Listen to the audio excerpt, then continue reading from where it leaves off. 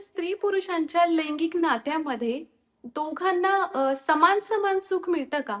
याचं प्रामाणिक उत्तर आहे नाही. Nope. संशोधनामध्ये असं दिसून आलंय, की जेव्हा स्त्री आणि पुरुषांमध्ये सेक्स होतो, तेव्हा पुरुषांना जास्त प्रमाणात ऑर्गॅझम होतो आणि अनेक स्त्रियांना यामध्ये बिलकुल ऑर्गॅझम होत नाही.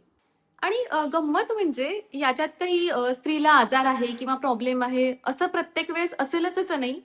तर बऱ्याचदा स्त्रीच्या शरीराबद्दलचं अज्ञान किंवा पुरुष पार्टनरकडून केली जाणारी घाई, उतावीळपणा आणि फक्त स्वतःच्या सुखाचा विचार करणं, समोरच्याला सुख मिळालंय का नाही, ऑर्गॅझम झालाय का नाही, हे न पाहणं, अशी साधी साधी कारणं आपल्याकडे समाजात लहानपणीपासून स्त्रीला कायम भीती बाळगायला शिकवलं जातं, सेक्सला नाही म्हणायचं, शरीरातल्या नीड सगळ्या सप्रेस करायच्या असं शिकवलं जातं.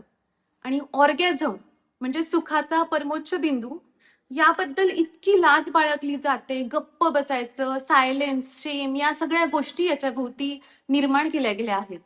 आणि मग हे सगळं असल्यावर याबद्दल बोलायचं कसं? आज 8 ऑगस्ट हा इंटरनॅशनल वुमन्स ऑर्गॅझम डे म्हणून सेलिब्रेट केला जातो. याचा उद्देश हाच आहे की ऑर्गॅझम बद्दल, खास करून स्त्रियांच्या ऑर्गॅझम बद्दल जागरूकता निर्माण व्हावी, याबद्दल बोललं जावं, लोकांनी याबद्दल ज्ञान घ्यावं.